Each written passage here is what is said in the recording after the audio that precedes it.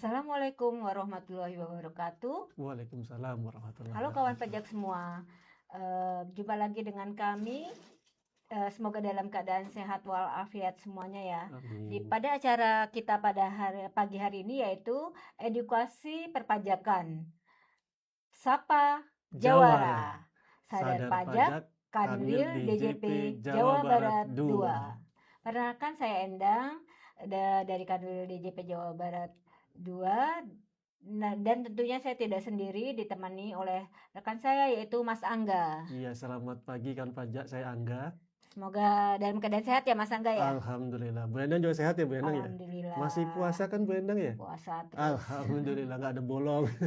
Memang ini kita juga mengucapkan selamat berpuasa, menjalankan ibadah puasa bagi yang memang Menjalankan menjalankan. ibadah puasa. Karena kita ini sudah di ujung nih Bu Hmm. Endang, udah 15 hari terakhir, mudah-mudahan pada makin semangat dan biasanya makin produktif nih Bu Endang. Karena apa? Amin. Biasanya kan pada sibuk iktikaf, sibuk bikin kue nih ibu-ibunya nih, sibuk nyari baju, kadang-kadang sibuk bersihin rumah. Pernah saya ngeliat di media sosial sampai gentengnya disikat tuh Bu Endang, saking produktif ya. Nah, Mungkin ini tamunya banyak.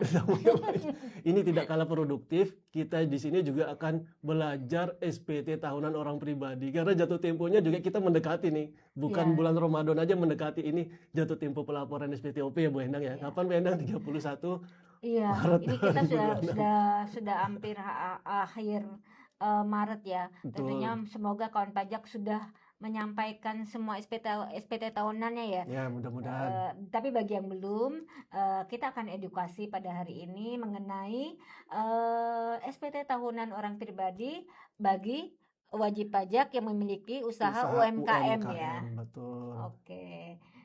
Nah, memang kita sudah banyak melihat spanduk-spanduk atau baliho tentang pengisian SPT tahunan di mana-mana ya Mas Angga ya.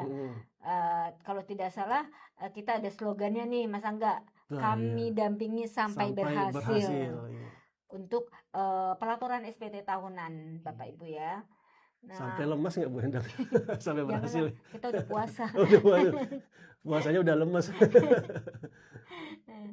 Nah, karena ini mendekati Lebaran nih Mas Angga ya, mungkin ada wajib pajak yang belum melaporkan SPT tahunannya ya.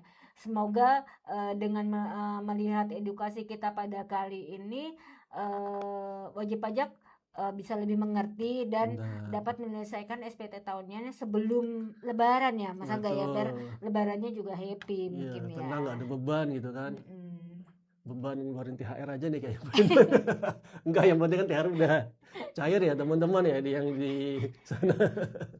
Nah, ini Mas Angga bagaimana nih untuk langkah awal kita melaporkan SPT tahunan, langkah-langkah apa saja yang harus kita persiapkan nih sebelum kita melakukan pelaporan SPT tahunan, seperti misalkan aktivasi akun ya sama kode otorisasi. Mungkin Mas Angga bisa menjelaskan bagaimana. Baik. Terima kasih Bu Endang dan kawan pajak sekalian. Nah, kita sebelum memulai acara, boleh nih kawan pajak nih yang berada di kantor ataupun berada di jalan atau dimanapun berada, boleh sambil ditekan love-nya di Instagram, diajakin join teman-teman yang lain juga boleh sambil nobar. Nah, kan lebih rame kan lebih seru gitu ya. Nah, karena kita akan membahas terkait dengan SPT tahunan orang pribadi. Kita sudah ada 2 kali episode. Yang pertama adalah untuk IG Live yang orang pribadi karyawan, yang sekarang adalah untuk yang UMKM. Nah, bagi kawan pajak yang di sini memiliki kegiatan usaha UMKM, di sini nanti kita akan jelaskan terkait dengan tahap persiapannya sampai dengan pelaporannya. Yang mudah-mudahan nanti membantu kawan pajak dalam menyampaikan pelaporan SPT tahunannya. Nah, betul Bu Endang, di pelaporan SPT tahun ini memang ada perbedaan dibanding dengan tahun yang sebelumnya. Kenapa seperti itu? Nah, karena di tahun sebelumnya kita menggunakan aplikasi yang berbeda. Dulu sebagaimana kita familiar dengan DJP online, sekarang kita harus mengenal dan harus tahu karena kita akan menggunakan nanti aplikasi Cortex. Mulai tahun pajak 2025, segala jenis kewajiban pelaporan baik itu penyetoran sudah menggunakan Cortex. Nah, dalam hal ini spesifikasinya adalah SPT tahunan orang pribadi. Ini sudah menggunakan Cortex. Nah, ketika menggunakan Cortex, jadi wajib pajak ini harus Memiliki akun. mengaktifasinya dulu ya, karena kan perlu login ya Bu Endang ya. Iya betul. Login kita sudah tidak menggunakan NPP lagi, tetapi menggunakan NIK NIK. KTP-nya karena itu sudah dipadankan. Kemudian untuk mendapatkan passwordnya, wajib pajak bisa mengklik lupa password apabila sebelumnya wajib pajak itu sudah pernah mengakses DJP online. Tetapi misalkan wajib pajak yang sudah terdaftar NPWP tapi di tahun kemarin atau sebelum-sebelumnya belum pernah mengakses DJP online bisa mengklik aktivasi akun. Jika sudah teraktivasi akun Cortex-nya nanti maka akan mendapatkan password yang nanti dibuat sendiri dan bisa login. Setelah aktif akunnya dan berhasil login, maka wajib pajak di sini perlu mendapatkan sertifikat elektronik atau kode otorisasi DJP. Gunanya apa? Gunanya untuk menandatangani dokumen perpajakan nih, kawan pajak dan Bu Endang. Karena di SPT, kalau dulu di kertas ya Bu Endang kan ada tanda tangan ya, wajib Iya, pajaknya. itu kalau manual ya. Betul. Nah, kalau di Cortex kita tidak ada manual lagi, semuanya paperless, digital, sehingga tanda tangannya pun menjadi digital menggunakan sertifikat elektronik KODJP. Nah, silakan nanti KODJP-nya membuat passphrase-nya. Passphrase ini sebenarnya berbeda dengan password, tetapi bisa disamakan. Yang penting nanti karakternya itu adalah minimal 8, terdiri dari kombinasi Huruf angka, besar. huruf, ada huruf kecil, huruf besar, dan simbol. Yang simbol-simbol Simbolnya mungkin tertentu ya. ada yang nggak boleh, yang tidak bisa dipakai ya, seperti Betul. dolar, Betul. garis miring atau tambah ya. Iya, titik, koma, underscore ya itu. Ya. Selain itu kayak misalkan add hashtag itu bisa. Nah, kemudian setelah berhasil login, aktivasi dan mendapatkan sertifikat elektronik, maka langkah selanjutnya adalah persiapan SPT nih Bu Endang. Nah, Ya. di menunya di bagian paling atas Cortex itu ada bar yang paling kiri portal, kemudian e-bupot, faktur dan di sebelahnya SPT. Itu silakan kawan pajak untuk membuat SPT di sana, diklik, kemudian sub menunya adalah surat pemberitahuan SPT. Mungkin sebelum ini dulu Mas Angga, sebelum kita masuk ke menu SPT-nya, apa saja nih yang harus dipersiapkan dokumen-dokumennya?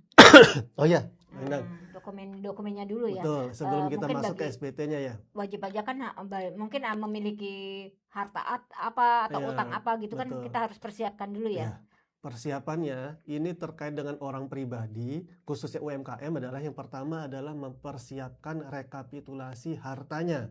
Nah, kalau hartanya banyak, silakan nanti Bapak Ibu merekap karena nanti di Cortex itu lebih detail tata cara pelaporannya dibanding di DJP online.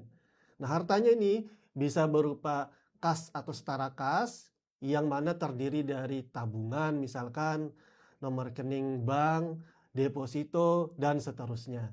Kemudian ada yang piutang, kemudian investasi, misalkan Bu Endang punya investasi atau sekuritas, saham, portofolio gitu ya, unit link dari asuransi, itu bisa dimasukkan ke harta di bagian investasi.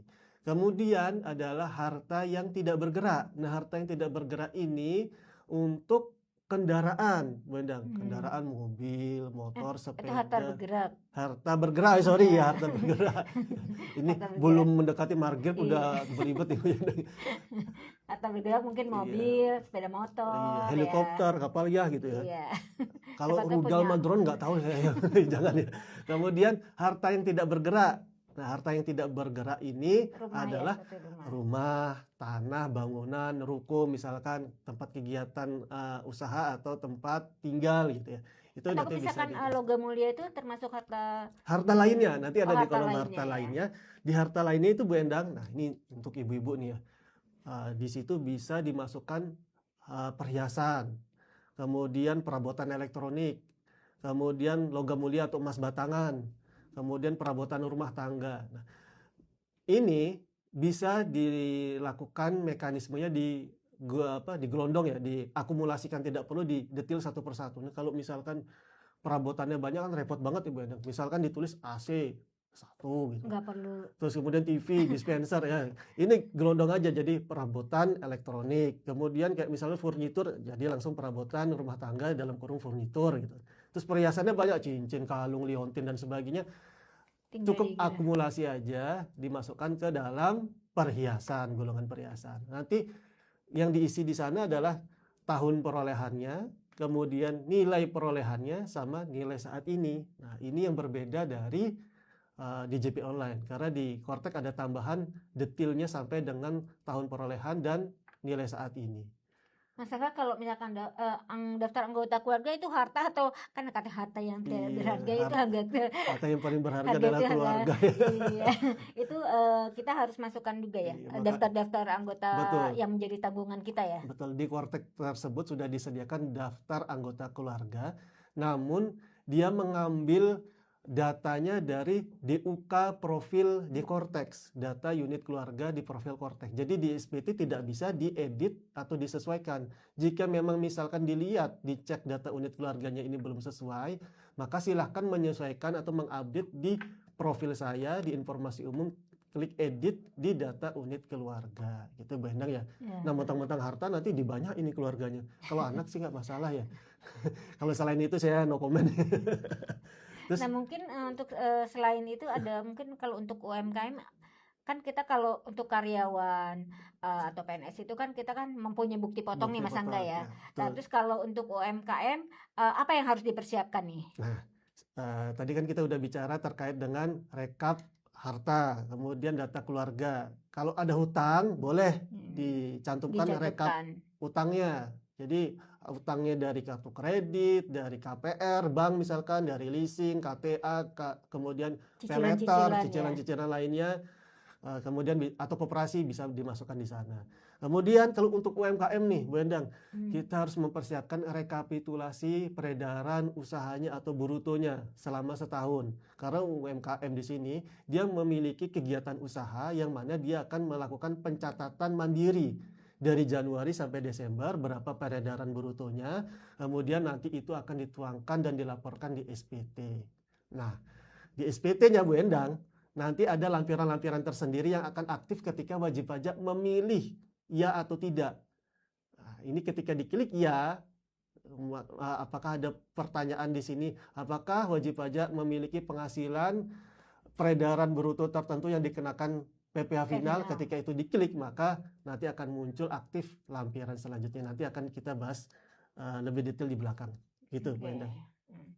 Jadi kita harus wajib pajak yang UMKM itu harus mempersiapkan omset per bulannya ya. Betul. Berapa nanti misalkan kan kalau UMKM di bawah 500 itu kan kita kan lapor nih Ya, tiap bulan, misalkan bulan Maret itu nanti langsung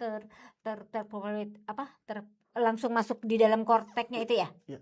Jadi saya sampaikan untuk wajib pajak UMKM di sini mengacu dasar hukumnya adalah Peraturan Pemerintah Nomor 55 Tahun 2022. Ini masih berlaku dan belum dicabut atau belum ada peraturan yang menggantikannya.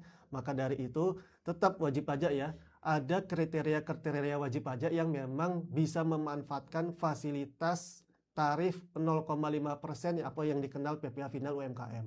Nah, PPh final UMKM ini memang fasilitas dari pemerintah memang untuk menunjang terkait dengan kegiatan usaha UMKM. Makanya dari itu diatur bagi wajib pajak yang peredaran bruto tertentunya belum mencapai 4,8 miliar, ini bisa memanfaatkan tarif 0,5% PPh final UMKM ini. Kemudian ada penggolongannya juga di Bu Endang di PP 55. Bagi perusahaan terbuka atau PT, ini jangka waktunya adalah 3 tahun. Kemudian untuk CV firma ini adalah jangka waktunya 4 tahun. Dan untuk orang pribadi dia lebih lama. Dia jangka waktunya adalah untuk memanfaatkan ini adalah 7 tahun. Jadi memang ada pembatasan peredaran bruto 4,8 miliar. Untuk orang pribadi juga dibatasi sampai dengan jangka waktu 7 tahun. Nah, misalkan 4,8 miliar ya ini tercapai di tahun kelima, maka tidak sampai ke tahun ke-7 wajib pajak harus berhenti memanfaatkan fasilitasnya tersebut sampai dengan tahun kelima saja, yaitu sampai dengan tercapai 4,8 miliarnya lebih.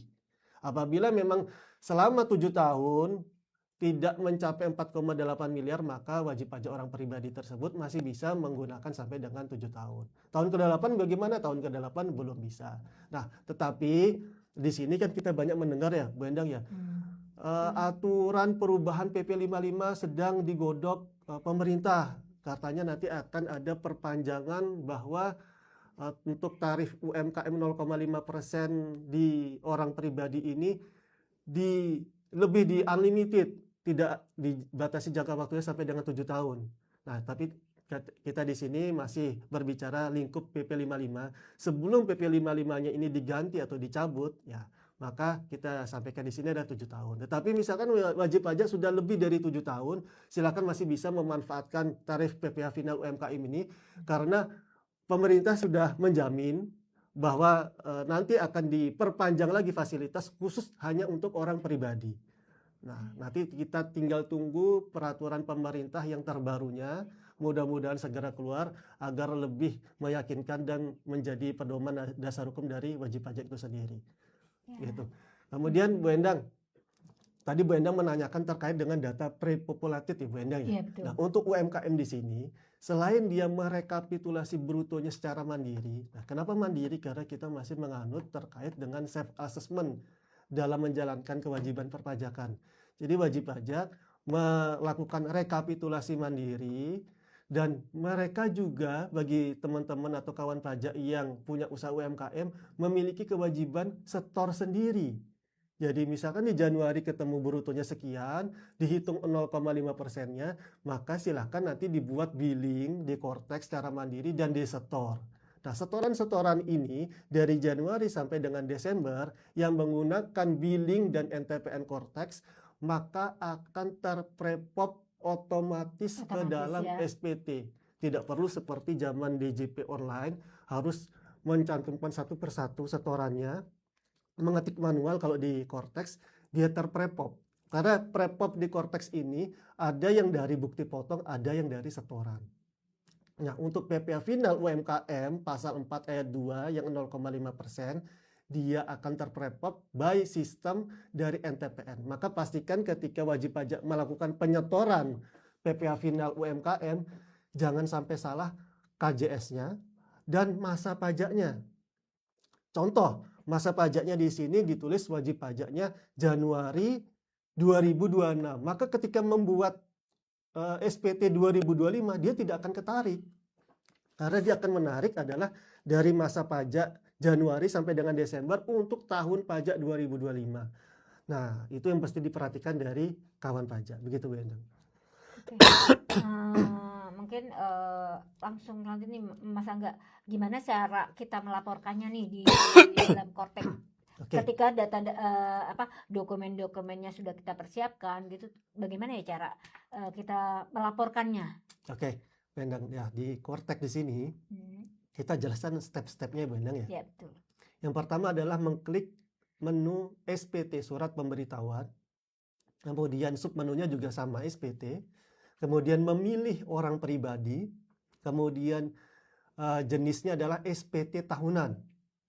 Kemudian pilih periodenya Januari-Desember sampai dengan Desember 2025. Kemudian statusnya adalah normal. Untuk ini, pertama kali kita harus normal ya. Betul. Ini karena puasa nih Bu Endang ya. Jadi kering ya, maaf ya pemirsa. Oke, kawan pajak. Saya lanjut ya kawan pajak ya. Kemudian nanti ketika terbit konsep SPT-nya, silakan create dan diklik tanda pensil atau icon pensilnya. Nanti akan terbit, muncul konsep SPT-nya, diklik icon pensilnya, maka akan muncul tampilan induk SPT.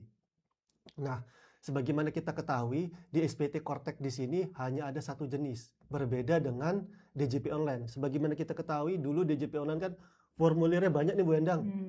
Ada formulir untuk SPT tahunan 1770 SS bagi wajib pajak orang pribadi yang penghasilannya di bawah 60 juta setahun. Kemudian 1770S bagi orang pribadi SPT-nya yang penghasilannya di atas 60 juta setahun, dan 1770 atau yang bisa menggunakan e-form di DJP online. Nah, di Cortex ini dia hanya satu formulirnya. Jadi seperti yang saya sampaikan tadi langkah-langkahnya, ketika membuat SPT, klik konsep di ikonnya, maka akan muncul tampilan satu halaman induk. Wajib pajak bisa memilih sumber penghasilannya, apakah dari pekerjaan, pekerjaan bebas, atau usaha. Nah, khusus untuk UMKM, silakan wajib pajak di sini mengklik usaha. Nah, di sini apabila wajib pajak memiliki lebih dari satu sumber penghasilan, itu bisa diklik lebih dari satu, Bu Endang. Nah, kemudian dari detailnya kita klik posting SPT. Gunanya posting SPT ini apa? Untuk menarik data-data prepopulated dari SPT kita. Yang setelah Contohnya kita kalau bayarkan ya. betul, misalkan dari harta apabila dari 2024 sudah mengisi SPT tahunannya, kemudian utangnya juga, kemudian apabila ada bukti-bukti potong untuk kredit pajaknya juga masuk di sana, dan juga pembayaran NTPN. Nah, khusus untuk UMKM nanti akan tertarik NTPN PPh final pasal 4 ayat 2-nya. Kemudian kita beranjak ke terkait dengan pertanyaan. Nah, bila mana wajib pajaknya ini memilih ya tidak pada pertanyaan yang nomor 1, yaitu adalah apakah wajib pajak memiliki penghasilan dari peredaran bruto tertentu yang dikenakan PPh final. Apabila diklik ya, itu akan mengaktifkan rekapitulasi bruto pada lampiran L3B. Ini yang digunakan untuk melaporkan UMKM usahanya nih Bu Endang. Jadi jangan sampai salah, jika diklik tidak, dia akan tidak aktif lampirannya, tidak akan muncul. Ketika diklik ya, maka akan muncul lampiran L3B. Ini yang harus diisi bagi wajib pajak yang memang mempunyai usaha dan memilih untuk dikenakan skema UMKM atau PP 55 ini. Nah, ketika diaktifkan L3-nya, maka nanti kita akan mengisi rekapitulasi brutonya. Nah, di sana ada terkait dengan bagian L3B ini terdiri dari beberapa komponen. Yang pertama adalah identitas tentu saja. Kemudian seluruh cabang dan pusat apabila ada cabang. Jadi misalkan Bu Endang nih. Nah, nih wajib pajak ya. Jadi beruntung sekali kita hari ini karena selain kita mendapatkan moderator, ini ada pelaku industri UMKM juga. Jadi misalkan punya toko nih. Misalnya punya toko di Bekasi dan di Jakarta cabangnya gitu ya. Nanti semuanya akan muncul. Jadi ada yang di Bekasi, cabang Bekasi dan cabang di Jakarta gitu. Apabila hanya ada satu, maka akan muncul satu saja. Nah, ini peredaran brutonya harus diisi. Ketika diklik tanda icon pensilnya, maka akan muncul pop up dari rekapitulasi brutonya ini per masa dari Januari sampai dengan Desember. Nanti silakan ditulis, misalkan wajib pajak di sini memiliki peredaran bruto yang stabil ya. Bu Endang ya, kita contohkan Januari sampai dengan Desember masing-masing dia 100 juta nih.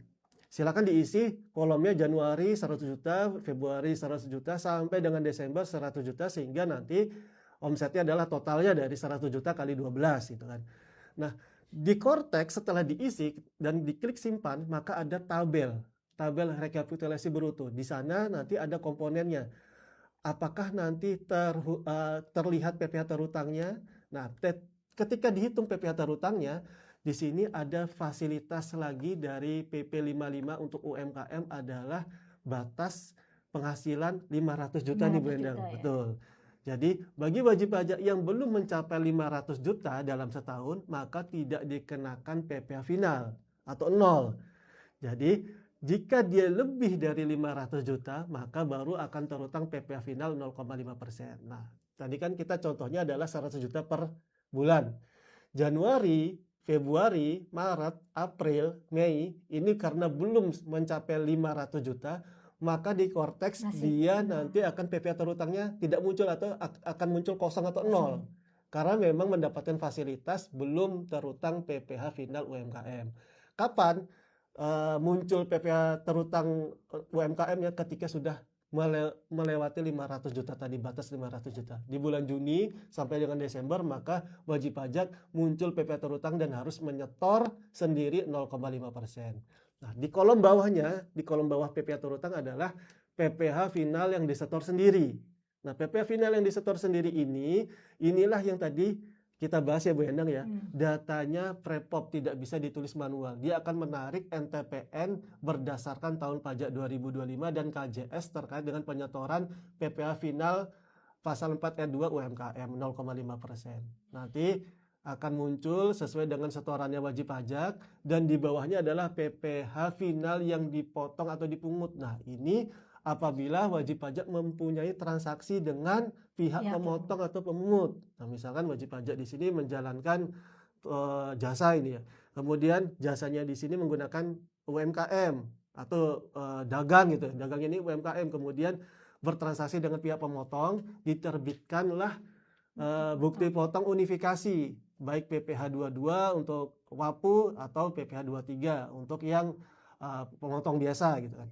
Nah, ini apabila menggunakan skema pemotong terkait dengan PPh final dengan KJS yang 41128423 gitu kan, maka dia akan terprepop ke sana PPh final yang dipotong atau dipungut. Namun angkanya tersebut masih bisa di-adjust. Jadi di sistem Kortek di sini dia memang mengambil data dari bukti potong unifikasi 423, namun masih bisa di-adjust dari wajib pajak. Nah, ini sering ada FAQ nih, Bu Endang, sering ditanyakan.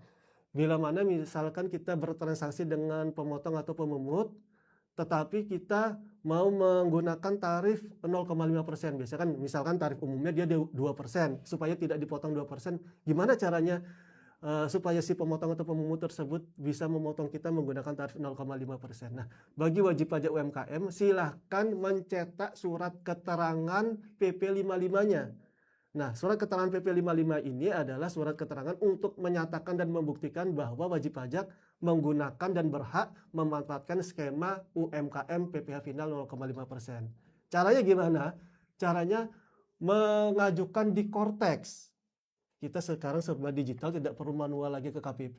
Jadi kita Klik langsung online semuanya ya. semuanya online sampai dengan dapat PDF atau dokumennya juga di Kortex. Jadi klik layanan administrasi, kemudian layanan perpajakan, kemudian surat keterangan peredaran bruto tertentu PP 55.